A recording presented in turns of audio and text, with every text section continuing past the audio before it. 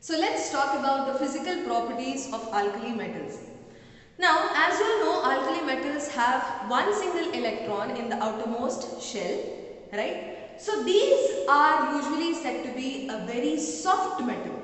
Okay, they are very light and they are very soft. They are also silverish white metals usually.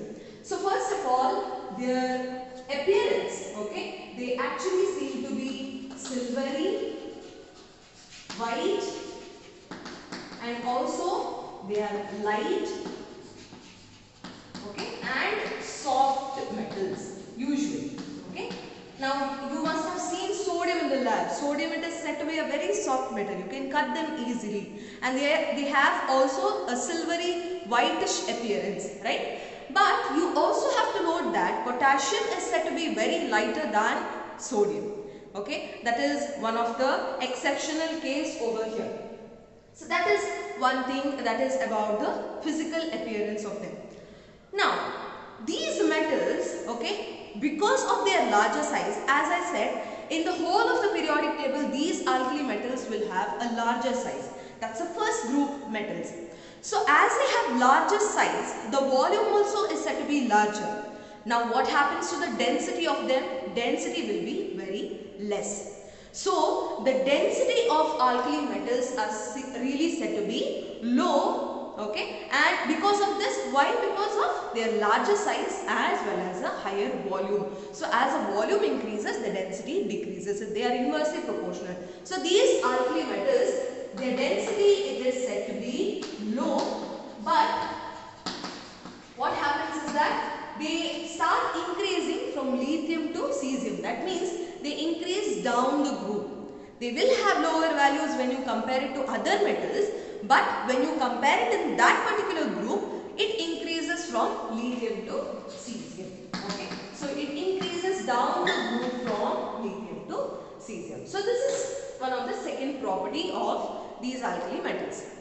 And also talking about the melting point as well as the boiling point. Now melting point and boiling point of these alkali metals are also low. Okay, why? Because as you all know, they have only one electron in the outermost shell.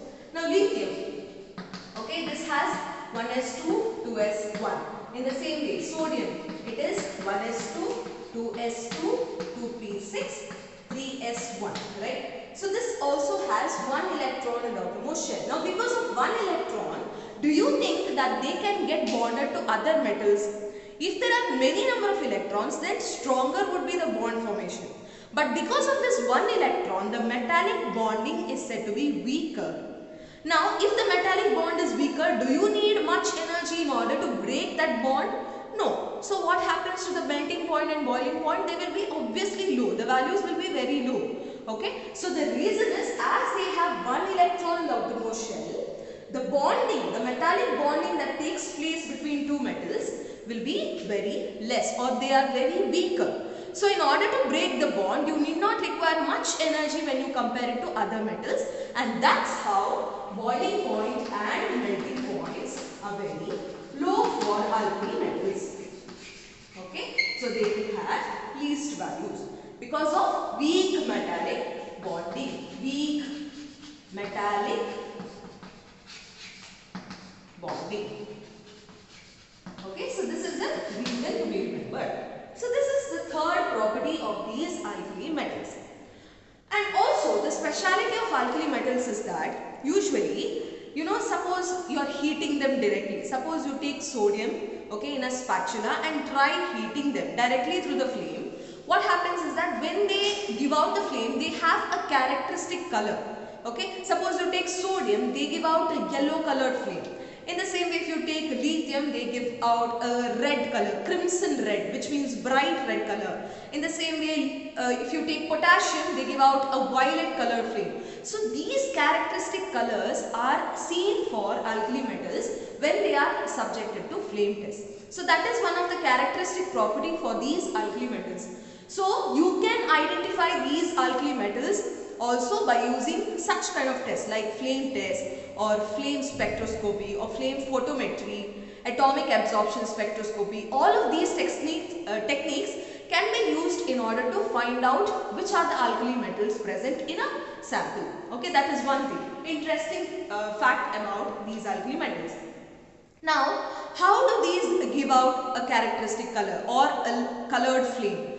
Now, usually when you try heating this alkali metal or try giving it an energy, okay, what happens here? The electron present in the outermost shell, okay, it can absorb the energy. You all have studied it in the chapter, that is structure of atoms, saying when the energy is given to a particular metal, what happens? They absorb energy and then they go to higher energy state. In the same way, this electron which is present in the outermost shell, it takes up the energy, it goes to a higher energy state. Okay. Now what happens when they won't be staying, that electron won't be staying for a longer time in the higher energy state. They have to come back to the ground state, right? So when they come back to the ground state, this energy which is absorbed is given out as an electromagnetic radiation. Now this electromagnetic radiation, it will be falling under the visible region, and that's how you see different wavelengths having different colors or different characteristic color.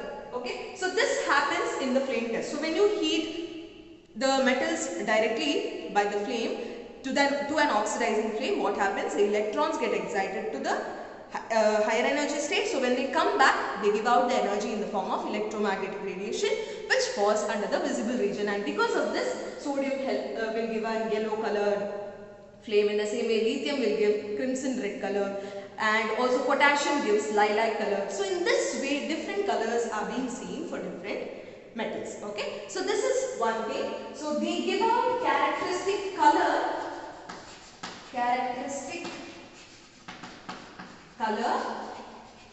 to an oxidizing flame.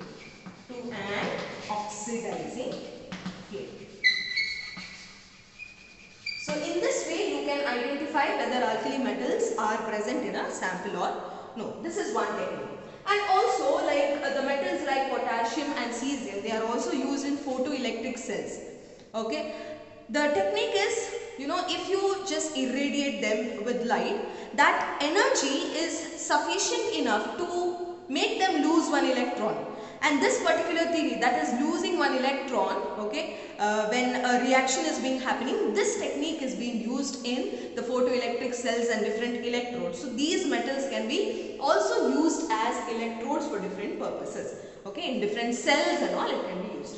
So these are some of the basic physical properties of these alkali metals. So talking about the chemical properties of these alkali metals, that is the first group elements. Now, as you all know, the reactivity of these elements are really high. Why? Because first of all, they have a larger size and they have low ionization enthalpy. Now, what do you mean by ionization enthalpy? Energy required to remove an outermost electron. So, do you require much more energy to remove one electron from the outermost shell? No, it is not required. So, they have low ionization enthalpy and also they have larger size, and because of this, their reactivity is said to be more. And the reactivity goes on the increasing of this size. So, cesium has larger size. That means reactivity of cesium is said to be very high when you compare it to lithium. So, reactivity increases down the group. This is the basic idea of what you have about the chemical property. So, let's go on one by one talking about the chemical properties. How do they react with air, water and so on. Okay. So, firstly, the reactivity towards air. Now, when you talk about these alkali metals, best example what you can take is sodium. If you just keep it open in air, they obviously catch fire. That means they undergo a vigorous reaction forming oxides. So, any of the alkali metal when reacting with oxygen, they form their respective oxides. Now, particularly sodium with oxygen will form sodium oxide, lithium will form lithium oxide and so on. But these oxides or the formation of oxides can be different for different alkali metals. That is to be noted and very important here. Okay. So, usually if talking about generally the alkali metals, when they react with oxygen or when they are kept open in air, they form their respective oxides. Now, sometimes as they form oxides, they may react with moisture, these oxides may react with moisture, and hence they would also form hydroxide. Moisture in the sense they are reacting with water, so they form, these oxides will dissolve in that moisture and form hydroxides. So this can also be possible, but generally you see whenever the alkali metals react with oxygen, they form oxides. Now as I said, different metals will have different order of formation of these oxides. So firstly talking about this lithium.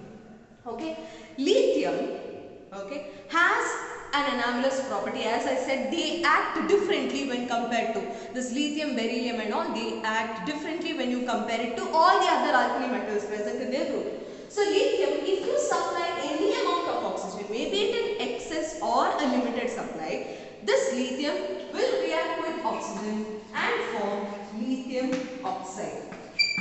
Okay, that is monoxide. This is to be remembered. Any amount of oxygen, even if it is in excess, it forms its own monoxide. That is formation of lithium monoxide. Okay, so as this is Li2, this 2 over here, okay, and this can be 2 oxygen. But here it is 4. Okay, so 4 lithium plus oxygen gives 2 oxygen here, Li2O. So this, as I said, lithium forms its own monoxide.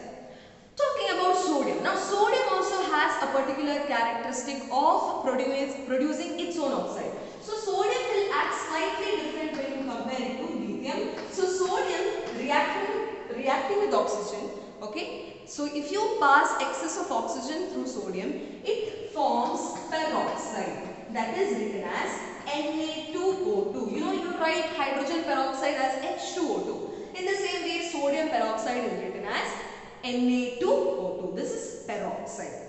So this is one thing to be remembered. Sodium forms peroxide. Lithium forms monoxide. Okay. And talking about the heavy metals like potassium, rubidium, cesium, all of these metals, okay, they form, now suppose I take potassium, they form superoxides. Okay, that is KO2. This is the formula. Actually, superoxide is O2 minus. So, usually the metals like potassium, rubidium and cesium, all of these heavier metals form superoxides. So, superoxide is the stable state when you compare it to all the other oxides. So, these heavy metals, they form a stable state when they react with oxygen and form superoxides. Which are the metals? That is potassium, rubidium and cesium. So lithium forms monoxide, sodium forms peroxide, and the metals like rubidium, cesium and potassium form superoxides. Now in all of these oxidations, oxides, the oxidation state of the metal will be +1 itself. You can try calculating and finding it out. Always in these oxides, the oxidation state of alkali metals will always be +1 itself. Alkali metals will have the oxidation state of +1. This is to be remembered. And also, as I said, lithium has an anomalous property. So lithium can directly react with nitrogen gas. Okay, so they react with nitrogen gas and form lithium nitride. So it has a capacity of forming lithium nitride directly. This is one of the exceptional property of lithium. So this can be asked in the exam. So how does lithium form its own nitride? So whether it can form nitrides or sulfides, such questions can be asked for multiple choice question.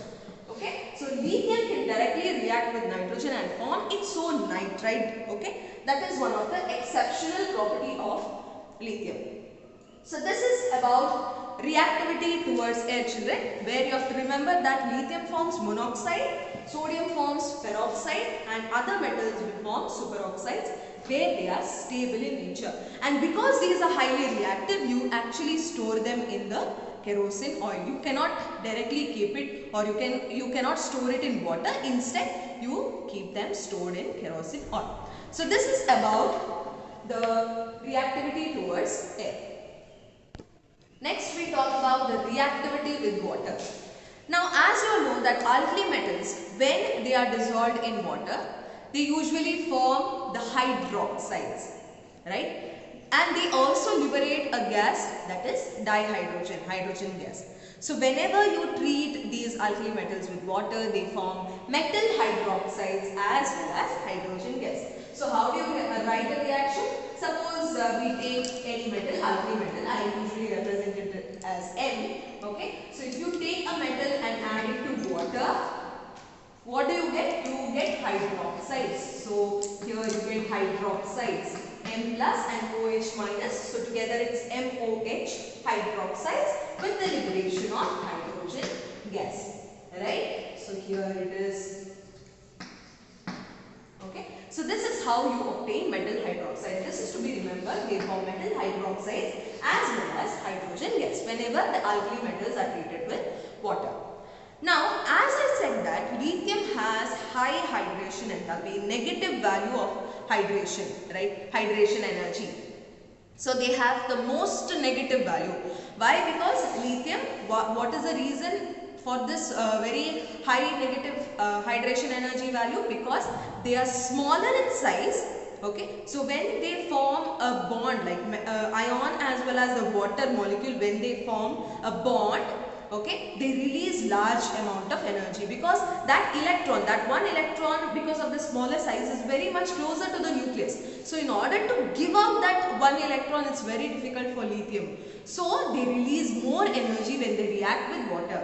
Now, although if lithium has a very high negative value for this hydration enthalpy, it reacts very less vigorously. Okay, it won't be like how sodium is reacting with water. As soon as you add a piece of sodium metal into water, you see that there is a vigorous reaction, it catches flame, and then you see a buzzing sound over there, right? So it doesn't happen in the case of lithium, as still it has high negative value, but it doesn't undergo a vigorous reaction. This is one thing to be remembered, children, that lithium doesn't undergo a vigorous reaction as compared to sodium metal. Even it has a least value for hydration enthalpy, still it can react vigorously. And all of the metals from this alkali metal group, that is first group, all the metals react vigorously with water. Okay. They have a rapid reaction going on whenever they are treated with water, forming metal hydroxide and hydrogen. Except for lithium, they will not have vigorous reaction, that is less vigorous reaction.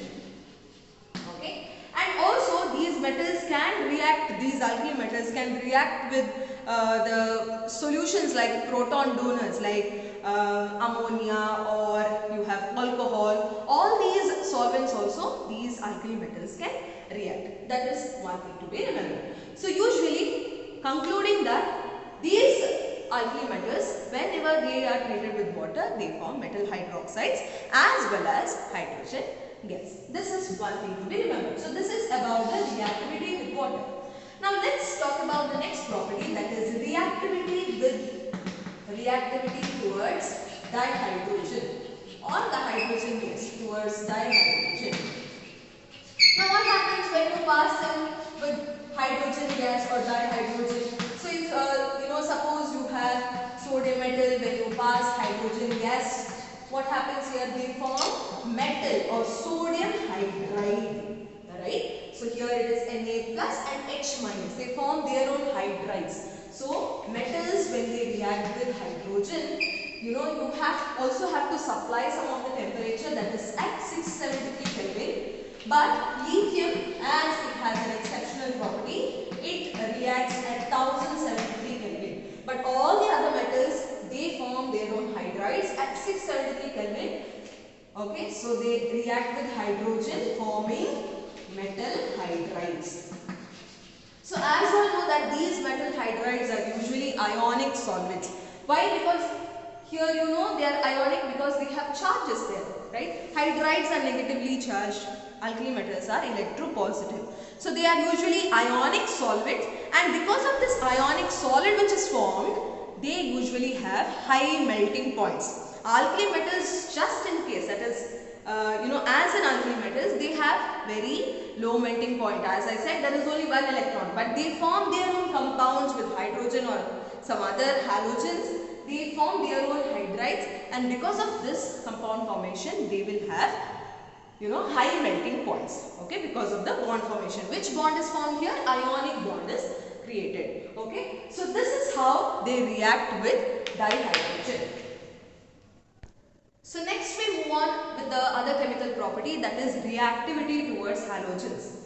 Now reactivity towards halogens are the group 17 elements, right? So whenever these alkali metals, as they are highly reactive, when they try reacting with halogens, now suppose potassium, it is reacting with chlorine gas and forming potassium chloride. They usually form salts. Okay, so they are usually the ionic halides. They are also forming the ionic bond, right? So even if you take the example of sodium reacting with chlorine gas and forming NaCl. So here they form ionic halides. Okay, so these are slightly ionic nature. Always these alkali metals form ionic halides. But when you compare it to other alkali metals, this lithium halide, we usually represent it as X. It can be chlorine, fluorine, bromine, iodine, okay, anything. Okay, so you usually represent the halogens as X. So lithium halide, okay, they are usually said to be covalent in nature. When you compare it to other alkali metals, they are ionic in nature, but lithium halide is slightly covalent in nature. Why? Because as I say that this lithium ion has a very smaller size. So what happens? This halide ion, that is chlorine, fluorine, bromine or anything, their size, okay, or their distortion of the electron takes place. That is, the distortion of the electron charge term. Lithium being smaller in size, okay, it is a cation. It can distort the larger anion, okay. Anion is which one? Halide ion here. So if this is halide, lithium being small can distort the electron charge cloud, okay, and because of this what happens? They actually form a bond and these will be slightly covalent. Even if they are ionic, when the distortion takes place, that is known as polarization. What do you mean by polarization? The capability of the cation to distort the electron cloud of the anion. Okay, so because of this distortion, they can be covalent in nature. So there is a bond formation and because of this, they can be covalent. So lithium iodide is said to be the most covalent in nature. Out of all the halides, starting from fluorine, chlorine, bromine and iodine, lithium iodide is the most covalent in nature. So as I said that as lithium have different properties when you compare it to alkali metals, always see to it that what are the exceptions of lithium present in a particular reactivity. Know it and also note it down. Okay. So this is how you learn. So lithium iodide is said to be covalent in nature or lithium halide is said to be covalent. Okay. Whereas all ionic in nature. They form ionic halides. Okay, moving on. Another chemical property which is to be studied, that is the reducing nature of alkali metals. Reducing nature. Okay. Now, all the alkali metals are said to be very good reducing agents. Okay. So, reducing agents are the one which provides hydrogen or which provides electrons.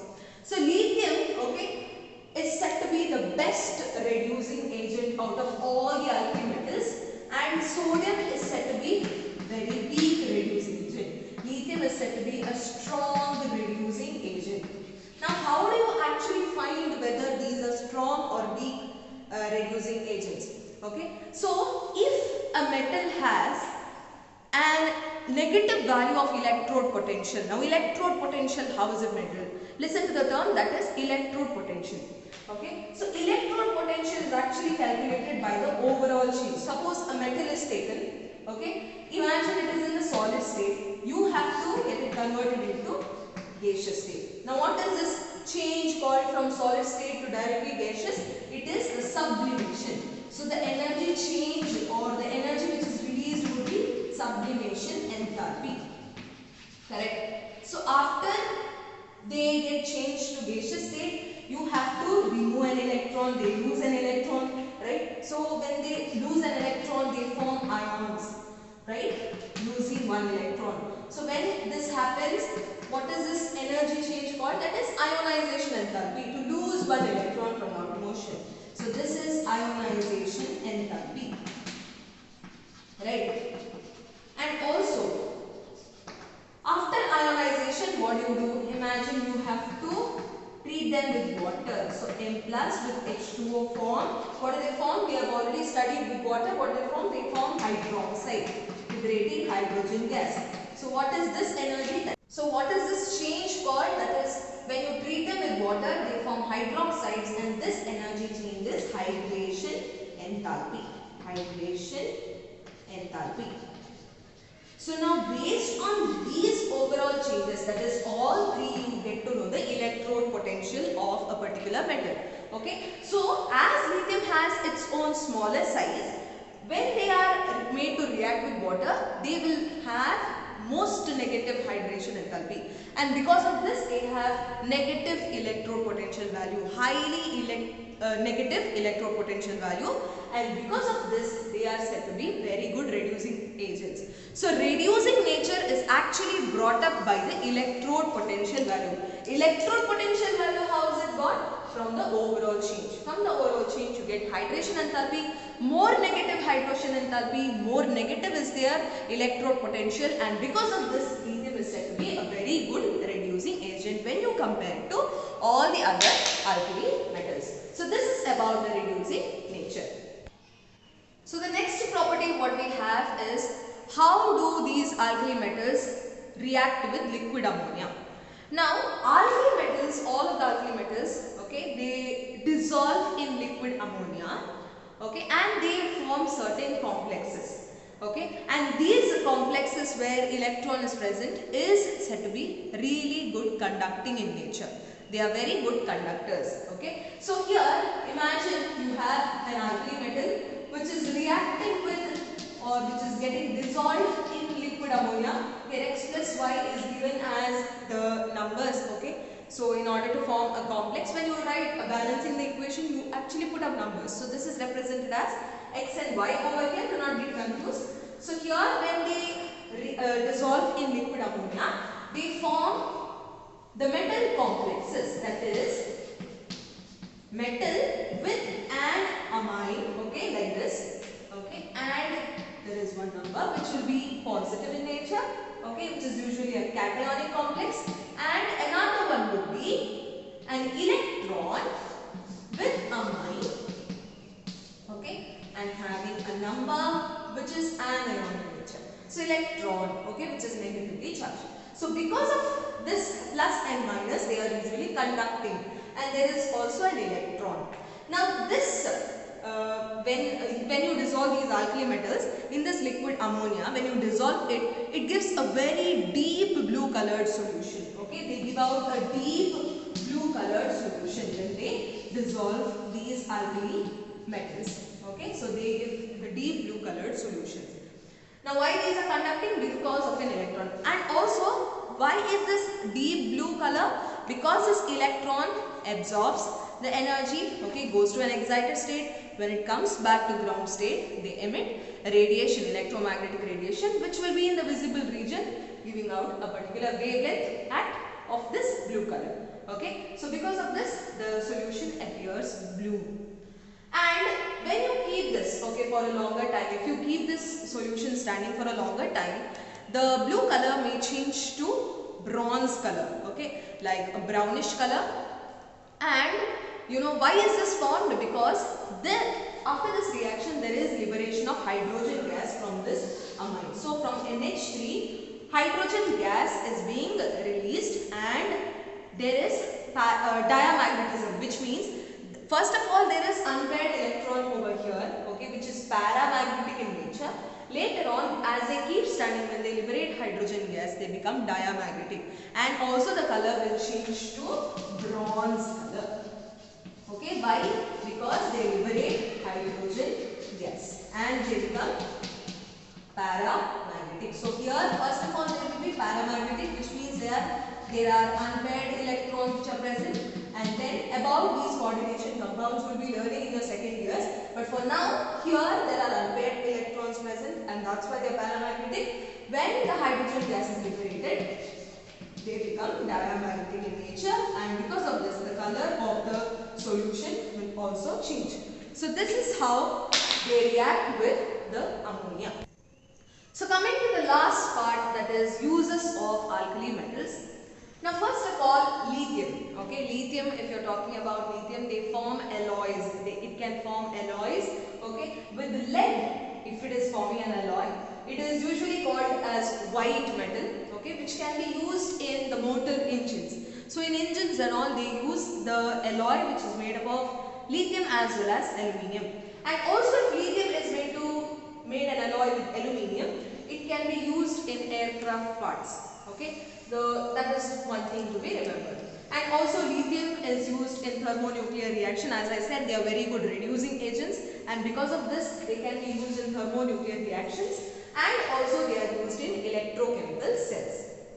Okay, those are the uses about lithium. And also talking about sodium, liquid sodium can be used as a coolant. Okay, it is usually used as a cooling liquid in the fast breeder nuclear reactions. Okay, so in nuclear reactions, liquid sodium can be used as a coolant. And also talking about potassium, its own salts like potassium chloride can be used as fertilizers in, it usually has a biological importance, that is potassium metal. And potassium hydroxide can be usually used as for the preparation of soft soaps. Okay, that is one thing. And also sodium hydroxide is also used in the preparation of soaps, as you will have studied. And as I said, that potassium and cesium metals can be used as electrodes for photoelectrical cells. So these are the basic uses of alkali metals. So this is about the first group, that is alkali metals. So let's move on to the anomalous properties of lithium and beryllium and all those in the next class. Thank you.